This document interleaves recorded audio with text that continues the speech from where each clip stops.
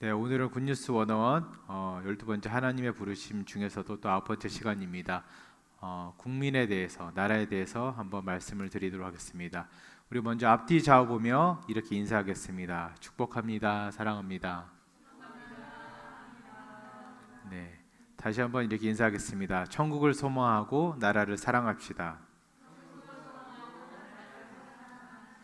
네, 오늘 본문 말씀은 예레미야 29장 7절입니다. 예레미야 29장 7절입니다.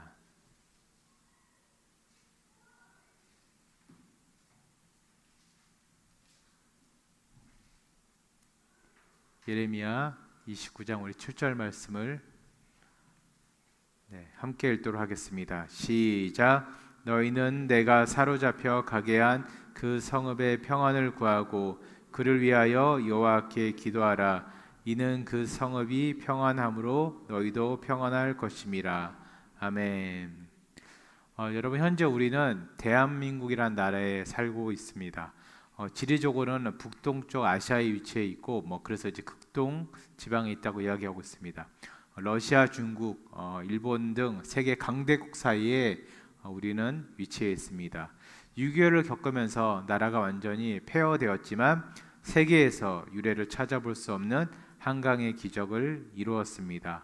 얼마 전 발표에 따르면 세계적으로 영향력이 있는 나라 6위에 우리나라가 선정되었다고 합니다. 프랑스와 일본보다도 높은 순위입니다. 미국, 중국, 러시아, 영국, 독일 다음으로 바로 우리 대한민국이 6위에 랭크되었습니다. 우리가 잘 알다시피 K-팝은 세계 음악 시장을 선도하고 있습니다. 우리나라 음식은 건강에도 좋고 맛도 있어서 정말 최고의 음식으로 각광받고 있습니다. 제 동생이 벌써 21년째, 20년째 이렇게 필리핀에 나가 있는데 제수 씨가 그 이제 K-팝 스타들 이렇게 콘서트 오면 통역하는 일을 합니다. 그런데 그 티켓 값이 그 필리핀 친구들 한 달치 월급이래요. 그런데 금방 매진이 된대요. 예, 우리나라 위상이 그만큼 많이 높아졌습니다. 제가 유학 시절 저는 아닙니다. 제 친구가 기숙사에서 청국장을 끓여 먹고 누가 신고해서 경찰과 소방차가 출동한 적이 있는데 그때를 생각하면 정말 격세지감인 것 같습니다. 저는 아닙니다. 네. 이 모든 것을 종합해 보면 현재 우리나라 위상은 정말 높아졌습니다. 이 또한 하나님께서 우리에게 주신 큰 축복임은 분명합니다. 이전과는 다르게 한국 사람이면 어딜 가나 요즘은 대접받고 있습니다. 우리가 먹고 마시고 즐기고 사용하는 모든 것들이 소위 말하는 유행, 트렌드가 되어서 전 세계 사람들의 마음을 사로잡고 있습니다. 단 하나 아쉬운 점은 크리스찬들은 그렇게 여겨지지 못하고 있다는 것입니다. 오히려 이전에는 크리스찬들이 우리나라의 중심이 되었고 리더가 되었는데 특별히 나라가 어려울 때 가장 앞장서서 나라를 구했고 그 나라를 위해서 희생했습니다. 그런데 세계적으로 우리나라의 위상은 많이 올라갔지만 정말 제가 보기엔 지금이 거의 최고점인 것 같은데 오히려 크리스찬들의 위상이나 인식은 더더욱 안 좋아지는 게 참 안타까운 현실인 것 같습니다. 여러분, 왜 이러한 현상이 나타날까요? 그 이유는 다름 아닌 크리스찬들이 하나님의 부르심에 응답한 삶을 살지 못하고 있기 때문에 그렇습니다. 하나님께서는 우리를 부르신 목적은 단순히 구원받고 우리가 천국 가는 거에 있지 않습니다. 이 땅에서의 우리가 하나님의 백성으로서 이 땅에서도 잘 살기를 그렇게 바라고 계십니다. 그럼 우리는 어떻게 특별히 한 나라의 국민으로서 하나님의 부르심에 합당하게 살아갈 수가 있을까요? 첫 번째로 우리는 크리스찬입니다. 그러면서 우리는 이중 시민권자예요. 우리는 크리스찬이면서 여러분, 우리는 대한민국 국민입니다. 예수님께서는 마태복음 22장 21절에 가이사의 것은 가이사에게, 하나님의 것은 하나님께 바치라 이렇게 이야기했습니다. 즉 우리는 하나님의 백성이면서도 국민이라는 한 나라의 국민이라는 것을 잊어서는 안 됩니다. 여러분, 사도 바울은 우리가 잘 알다시피 로마의 시민권자였습니다. 근데 그는 로마의 그 시민권을 복음을 위해서 사용했습니다. 높아진 우리 대한민국의 위상, 대한민국의 국민으로서 우리는 그 위상을 복음 전파하는 도구로 사용해야 됩니다. 개혁주의 신학자이자 제가 참 좋아하는 신학자인데 아브라함 카이퍼라는 사람이 있습니다. 그 사람은 자신의 책에서 이렇게 이야기했습니다. 인간 존재의 전 영역에서 만유, 인류의 주권자이신 그리스도께서 울지 않는 곳, 가슴 아파하는 곳이 없는 곳은 단 한 곳도 없다. 이렇게 강조하면서 예수님을 믿는 믿음, 그 신앙이 정치, 사회, 문화와 모든 것과 분리될 수 없음을 다시 한번 이야기하고 있습니다. 그리고 이에 대해서 또 존 스토트 목사님은 마치 하나님이 사회복지, 웰페어 오브 소사이어티 이렇게 부르는데 사회복지에 약자들에게 관심이 없는 것처럼 우리의 사회적 책임의 중요성을 축소해서는 안 된다. 이렇게 이야기하고 있습니다. 즉 신앙과 사회적 책임이 여러분 계속해서 연결되어 있다고 이야기하고 있습니다. 여러분 우리 예수님께서 어떻게 살아가셨습니까? 하나님의 복음을 전파하고 그리고 가장 아프고 가난한 약자들에게 어려운 사람들에게 늘 그 마음이 계셨습니다. 여러분 그리고 결코 신앙과 사회의 안녕과 가장 큰 공동체인 국가의 존영이 따로따로 갈 수가 없습니다. 여러분 우리가 아무리 잘 살아도 뭐 일제시대 때 친일한 사람들 제외하고는 나라의 운명과 우리 모두의 운명은 여러분 함께 갑니다. 늘 함께 갑니다. 그래서 우리가 그것을 늘 기억하고 있어야 됩니다. 즉 그렇다고 국가와 한 개인의 신앙을 일치화해서는 또 절대 안 됩니다. 이걸 잘못 이해하면 마치 전체주의자들처럼 혹은 극우나 극좌의 그런 정치색을 드러내면서 교회 안에서 또 다른 분리와 나눔을 조장하는 사람들처럼 행동하고 말하게 됩니다. 제가 어느 교회인지 얘기는 안 하겠지만 저기 그 경상북도 어디에 가면 이제 목회자로 가면 그 교회에 가면은 그 이제 모 정당 입당 원서를 쓰라고 한대요. 교회에서 목사님에게 그런 교회도 있다고 합니다. 물론 정말 극히 일부의 교회일 거예요. 개인의 기도와 발행과 선행이나 여러 노력들이 한 개인의 삶이나 가정에만 머물러 있으면 안 되고 사회와 교회로까지 확대하라는 의미이지 특정 정당의 정치 노선이나 정치인을 지지하기 위해서 우리의 그릇된 혹은 잘못된 성경적인 원리를 찾아서 개인의 신앙과 그거를 결부시켜서는 절대 안 된다는 것입니다. 여러분 하나님께서 어느 한 정당만 사랑하십니까? 아니죠. 모두를 사랑하세요. 내가 지지하는 정당은 하나님이 사랑하시고 내가 하지 않는 정당은 하나님 사랑하지 않으십니까? 아니죠. 동일하게 똑같이 사랑한다는 것입니다. 그럼 우리는 어떻게 한 나라의 국민으로서 하나님의 부르심에 합당한 삶을 살아갈 수가 있을까요? 첫 번째는 빛과 소금의 삶을 우리 주어진 자리에서 사회 구성원으로 한 나라의 국민으로 살아가야 됩니다. 우리가 너무나도 잘 아는 말씀 마태복음 5장 13절입니다. 마태복음 5장 13절 우리 함께 읽겠습니다. 시작. 너희는 세상의 소금이니 소금이 만일 그 맛을 잃으면 무엇으로 짜게 하리요? 후에는 아무 쓸데없어 다만 밖에 버려져 사람에게 밟힐 뿐이라. 아멘. 여러분 요셉은 애굽의 총리로 섬기면서 하나님의 섭리를 이루고 살았습니다. 그 결과 그는 자신과 자신의 가족뿐만 아니라 이스라엘 백성들뿐만 아니라 애국까지 전체를 기근해서 구원했습니다. 다니엘 또한 포로 신분이었지만 바벨론에서 총리까지 되었습니다. 그 또한 하나님의 법을 지키면서 정말 나라를 위해서 헌신한 사람이었습니다. 우리가 장로교 신학의 근간이라고 말하는 존 칼빈은 신앙이 정치와 사회를 변화시켜야 된다고 가르치고 있습니다. 즉 성도들이 사회 속에서 하나님의 영광을 드러내야 된다고 주장하고 있습니다. 근데 요즘 어떻죠? 거꾸로 됐죠. 정치적인 색깔이나 사회의 분위기가 교회를 바꾸고 있어요. 여러분. 세속화된 생각들이 편향적인 생각들이 여러분 진리를 바꾸고 있다고. 여러분 이거 되게 조심하셔야 돼요. 문화 다음으로 무서운 게 여러분 정치입니다. 정치. 정말 조심하셔야 돼요. 특히 우리나라처럼 요즘처럼 이제 극우와 극좌를 달리는 이 시대에 여러분 정말 조심하셔야 됩니다. 그리스도인은 한 나라의 국민으로서 하나님의 나라를 확장하는 삶을 사는 데만 집중해야 됩니다. 공직, 교육, 경제, 문화 등 다양한 영역에서 여러분 하나님이 나에게 주신 사명을 감당하며 살아가야 됩니다. 그러기 위해서는 우리는 정의와 공의를 함께 실천하며 살아야 됩니다. 미가서 6장 8절입니다. 미가서 6장 8절을 함께 읽겠습니다. 시작. 사람아, 주께서 선한 것이 무엇임을 내게 보이셨나니 여호와께서 내게 구하는 것은 오직 정의를 행하며 인자를 사랑하며 겸손하게 내 하나님과 함께하는 것이 아니냐. 아멘. 여러분, 성경은 정의와 공의를 행하는 것이 하나님의 뜻이라고 아주 명확하게 직설적으로 이야기하고 있습니다. 여러분, 다윗은 한 나라의 왕이 되기 전에 이미 자신의 일에 충실하며 살아왔습니다. 전쟁터에 나가서는 그는 어떻게 했죠? 여호와의 이름으로 골리앗을 무찌름으로 하나님의 공의를 보여주었습니다. 그리고 그가 왕이 된 이후에는 하나님께서 주신 권위를 정의롭게 사용해서 나라를 다스렸습니다.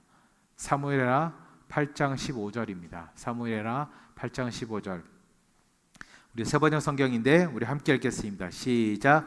다윗이 왕이 되어서 이렇게 온 이스라엘을 다스릴 때에 그는 언제나 자기의 백성 모두를 공평하고 의로운 법으로 다스렸다. 아멘. 여러분, 특별히 정치하신 분들이나 공직에 계신 분들이 이러한 마음으로 나라와 국민을 다스리고 섬겨야 됩니다. 당리당략에 끌려서 정치를 하다 보면 결국 나라와 국민은 집권하기 위한 수단일 뿐 그 이상도 그 이하도 되지 않습니다. 그래서 여러분, 이런 말이 있습니다. 정치하는 사람들은 그 얼굴이 아침에 다르고 저녁에 다르다 합니다. 그만큼 그 사람들이 한결같이 못하다는 것을 비꼬는 거예요. 자신의 이익에 따라서 사람을 버리기도 하고 취하기도 합니다. 누구를 괴롭히기도 하고 도와주기도 합니다. 그런데 아무리 정치하는 위치가 혹은 공직의 위치가 이런다 하더라도 그리스도인은 그 가운데서 정의와 공의를 행할 줄 알아야 됩니다. 당의 유익과 정권을 잡는 것도 중요하지만 당의 유익이 무엇을 위한 것인지, 정권을 잡는 것 또한 누구를 위한 것인지 다시 한번 깊이 고민해야 됩니다. 공직 진출을 위해서 소위 말하는 입신양명을 하는 것이 여러분 정말 중요하지만 그 목적과 목표가 개인의 명예에 있다면, 유익에 있다면, 경제적 이익이 있다면 절대로 나라를 위해서 국민으로서의 부르심에 응답하며 살아가지 못합니다. 진정으로 타인을 위할 때 우리는 잘 알 거예요. 진정으로 타인을 위할 때, 공동체를 위할 때 여러분 그 모든 이익과 축복이 결국은 은혜가 누구에게 돌아옵니까? 나에게 돌아요. 나에게. 네. 불변의 진리입니다. 그렇게 안 산 사람들 불쌍히 여기셔야 돼요. 주변에 그렇게 사는 사람이 없어서 못 봐서 그래요. 또 하나는 본인이 그렇게 안 살아봤기 때문에 못 경험해 봐서 그렇습니다. 영국의 정치인 윌리엄 윌버포스는 복음주의 신앙을 바탕으로 노예제를 폐지하기 위해서 평생을 헌신했습니다. 여러분, 당시 영국은 대영 제국 해가지고 해가 지지 않는 나라였습니다. 식민지가 워낙 많다 보니까 어느 한 곳의 식민지에서 해가 떨어지면 어느 한 곳은 해가 뜹니다. 그만큼 어마어마한 영토를 자랑하던 그런 나라가 대영 제국이었습니다. 그는 복음주의자로서 해외 선교 활동에도 헌신했으며 그가 사망한 1833년 영국에서 노예제 폐지 법안이 국회를 통과했고 이듬해 대영 제국 전체의 노예제가 완전히 폐지되는 성과를 이루었습니다. 여러분, 정치인으로서 그가 기득권에 맞선다는 것은 자신의 정치 생명뿐만 아니라 인생과 가족과 가문이 몰락할 수도 있는 일이었습니다. 근데 그는 그것을 잘 견디면서 하나님의 정의와 공의를 실천하면서 마침내 이루어냈습니다. 정치인으로서 한 나라의 국민으로서 최선을 다해서 나라와 일부 국민이 아닌 모든 국민을 위해서 하나님의 부르심에 그는 응답하며 살아간 것입니다. 이에 대해서 팀 켈러 목사님은 그리스도인이 사회적 불의를 외면해서는 안 되며 복음의 능력으로 정의를 세워야 한다. 이렇게 이야기했습니다. 여러분, 많은 그리스도인들이 자기 목숨 하나 혹은 자신들의 가족을 지키고 혹은 경제적 이익이나 명예를 지키기 위해서, 사회적 지위를 유지하기 위해서, 아니면 그런 것을 잃을까 봐 두려워서 세상과 타협합니다. 그리고 그런 세상에 우리는 살아가고 있습니다. 여러분 한번 만약이라는 단어를 가지고 한번 생각해 보십시오. 만약에 여러분 일제시대 때 수많은 우리 믿음의 선조들이 독립군으로 헌신하지 않았다면 어떻게 되었을까요? 6.25 때 수많은 크리스찬들이, 우리 믿음의 선조들이 여러분 나라를 지키기 위해서 목숨을 걸지 않았다면 지금 우리는 어떻게 살고 있을까요? 참고로 저희 친가 쪽은 피난 내려왔어요. 저희 외가 쪽은 외할아버지께서 일본에 징용 가셨다가 러시아까지 끌려가셨다가 탈출해 나오셨어요. 어려서부터 그 일제강점기 얘기와 6.25 얘기를 참 많이 듣고 자랐어요. 여러분 그렇게 나라를 지키려고 애쓰신 분들이 없었다면 우리는 지금 하나님을 예배하지 않고 어디 저기 일본 신사 가서 참배하고 있거나, 아마 여기에도 이제 뭐 김일성, 김정일, 김정은까지 3부자 사진을 걸어놓고 아마 충성 맹세를 하고 있었을 거예요. 여러분 나라가 정말 어지러운 때입니다. 대통령의 탄핵, 대통령의 석방, 이걸 위해서 기도하는 것이 아니라 이 나라 전체를 위해서 우리가 기도해야 됩니다. 정치적 견해가 달라도 서로 물어뜯지 않고, 서로 싸우지 않고 서로 존중하고 사랑하는 나라가 되도록 기도해야 됩니다. 정치적 견해가 달라도, 혹은 빈부의 격차, 세대의 격차가 달라도 그것을 뛰어넘는 사랑과 배려가 넘치는 나라가 되도록 기도해야 됩니다. 동성애를 찬성하고 반대하고를 떠나서 여러분 그러한 자들을 예수님의 마음으로 여러분 불쌍히 여기면서 그들에게도 복음이 들어가기를 위해서 함께 애쓰는 나라가 되도록 기도해야 됩니다. 우리가 잘 알다시피 느헤미야는 예루살렘의 회복을 위해서 기도했습니다. 느헤미야 1장 4절과 우리 6절 상반절입니다. 우리 함께 읽겠습니다. 시작. 내가 이 말을 듣고 앉아서 울고 수일 동안 슬퍼하며 하늘의 하나님 앞에 금식하며 기도하여 이제 종이 주의 종들인 이스라엘 자손을 위하여 주야로 기도하며. 아멘. 여러분 우리는 기도해야 됩니다. 때때로 울며 금식하며 기도해야 됩니다. 이 나라 대한민국을 위해서 기도해야 됩니다. 여러분 이 나라가 우리가 살아가고 있는 나라이기도 하지만 앞으로 우리 자녀들이, 우리 후손들이 100년, 1000년 살아갈 나라가 바로 이 대한민국입니다. 그래서 우리는 더 기도해야 돼요. 스코틀랜드의 종교 계획자이자 신학자인 존 낙스라는 사람이 있습니다. 그 사람이 이렇게 기도했습니다. Give me Scotland or I die. 스코틀랜드를 나에게 주십시오. 그렇지 않으면 저를 죽여주십시오. 여러분 이렇게 기도했어요. 너무나도 유명한 기도 문구라서 여러분 막 인터넷 찾아보시면 많이 나올 거예요. 여러분 실제로 그 기도가 이루어져서 스코틀랜드에는 영적 개혁이 이루어졌습니다. 그래서 저도 새벽마다 존 낙스처럼 기도합니다. 1절에 말씀드렸죠. 이렇게 통창이어서 고독과 성탄이 다 보입니다. 여러분 저기 멀리 날 좋을 때는 평택까지도 보입니다. 주님 고독 숲교의 모든 영혼들을 저에게 주십시오. 고독과 평택과 송탄과 대한민국과 전 세계를 저에게 주십시오. 우리 아이들이 안 들어서 다행인데 그렇지 않으면 제가 죽겠나이다.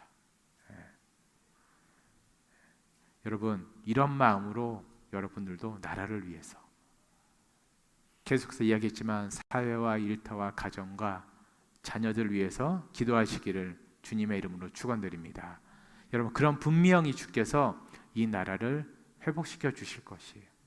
그리고 나라를 위해서 일할 기회도 주시고 쓰임 받게 하실 것입니다. 우리 찬양팀 찬양 너무 잘했는데 매주 금요일마다 부담스러워 죽겠어요. 너무 잘하니까 내가 설교를 어떻게 해야 되나. 선곡도 너무 잘하셔가지고 여러분 미랄이라는 곡, 기독교 신앙을 한마디로 정의하면 그런 신앙이에요. 기독교 신앙은 여러분 죽어야 사는 신앙입니다. 내가 나라를 위해서 죽어야지 여러분 나라가 삽니다. 내가 일터를 위해서, 가정을 위해서 죽어야지 일터와 가정이 살아납니다. 내가 자녀를 위해서, 남편을 위해서 여러분 죽어야지 남편과 자녀가 살아납니다. 아내가 살아납니다. 부모가 살아납니다. 여러분 아무쪼록 그런 신앙으로 다시 한번 나라를 위해서, 그리고 자녀들과 가정을 위해서, 일터를 위해서, 특별히 믿지 않는 모든 영혼들을 위해서 기도하시는 여러분들이 되시기를 주님의 이름으로 축원드립니다. 말씀을 맺도록 하겠습니다. 우리는 하나님의 부르심을 따라 살아가는 대한민국 국민으로서 그리스도인으로 또 살아가야 됩니다. 신앙과 삶을 여러분 분리하면 안 됩니다. 우리의 믿음이, 하나님의 말씀이 정치, 경제, 문화 속에 영향을 미치게 해야 됩니다. 그리고 정의와 공의를 우리의 삶 속에서 행하며 살아가야 됩니다. 하나님의 가치를 실천하며 하루하루 우리는 살아가야 됩니다. 그리고 마지막으로 개인의 삶과 가정만을 위해서, 일터만을 위해서 기도하는 것이 아니라 주께서 주신 이 대한민국을 위해서, 이 나라를 위해서 살아가야 됩니다. 그래서 우리가 살아가고 있는 이 대한민국이, 우리 자녀들이 앞으로 살아갈 때 사랑과 배려와 존중과 기쁨과 즐거움이 넘치는 나라가 되게 해야 됩니다. 사랑하는 우리 성도님 여러분, 그리스도인으로서 우리의 목표는 이 대한민국에서 하나님의 영광을 드러내며 하나님의 나라를 확장하며 살아가는 것입니다. 대한민국 국민으로서 우리는 믿음으로 하나님의 뜻을 실천해야 됩니다. 마지막으로 성경 구절 우리 하나만 읽고 우리 말씀을 마치도록 하겠습니다. 제가 읽어드리겠습니다. 시편 33편 12절입니다. 여호와를 자기 하나님으로 삼는 나라 곧 하나님의 기업으로 선택된 백성은 복이 있도다. 아멘. 다시 한번 읽어드립니다. 여호와를 자기 하나님으로 삼는 나라 곧 하나님의 기업으로 선택된 백성은 복이 있도다. 아멘. 우리 다 같이 찬양하도록 하겠습니다.